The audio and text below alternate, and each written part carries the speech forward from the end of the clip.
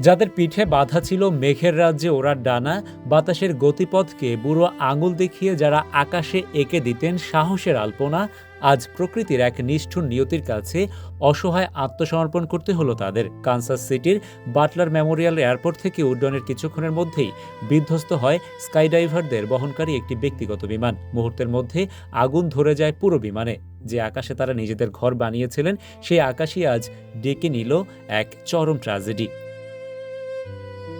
Football মাঠের গ্যালারির মতো নিচে দাঁড়িয়ে অধীর আগ্রহে অপেক্ষা করছিলেন পরিবারের সদস্যরা, কখন প্রিয় মানুষগুলো পাখির মতো ডানা মেলে নেমে আসবেন চেনা মাটিতে। কিন্তু সেই সুযোগ আর মেলেনি। প্রত্যক্ষদর্শীরা জানান, বিমানটি মাটি থেকে এতটাই কম উচ্চতায় ছিল যে দক্ষ স্কাইডাইভারদের সেই চিরচেনা ডানা, অর্থাৎ তাদের প্যারাসুট খোলার ন্যূনতম সময়টুকুও প্রকৃতি তাদের দেয়নি।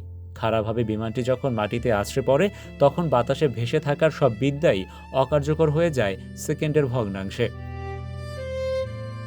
আকাশের বুক থেকে কেড়ে নেয়া এই 12টি প্রাণের অকাল বিদায়ের কারণ খুঁজতে এখন মাঠে নেমেছে ন্যাশনাল ট্রান্সপোর্টেশন সেফটি বোর্ড। প্রাথমিক ধারণা, কোনো যান্ত্রিক ত্রুটি বা ইঞ্জিনের বিকলতা কেড়ে নিয়েছে পাইলটদের নিয়ন্ত্রণ। ছোট এই বিমানবন্দরে কোনো এয়ার ট্রাফিক কন্ট্রোল টাওয়ার না থাকায় শেষ মুহূর্তে বিমানে কি ঘটেছিল তা জানা আরও কঠিন হয়ে পড়েছে। বিমান পরিচালনাকারী সংস্থা স্কাইডাইভ কানসাস সিটি জানিয়েছে, এই ক্ষতি পুরো আকাশপ্রেমী কমিউনিটির বুকে এক গভীর ক্ষত। যে মুক্ত আকাশকে ভালোবেসে তারা বারবার ছুটে যেতেন, সেই আকাশের বুকেই চিরদিনের জন্য হারিয়ে গেলেন এই স্বপ্নবাজরা।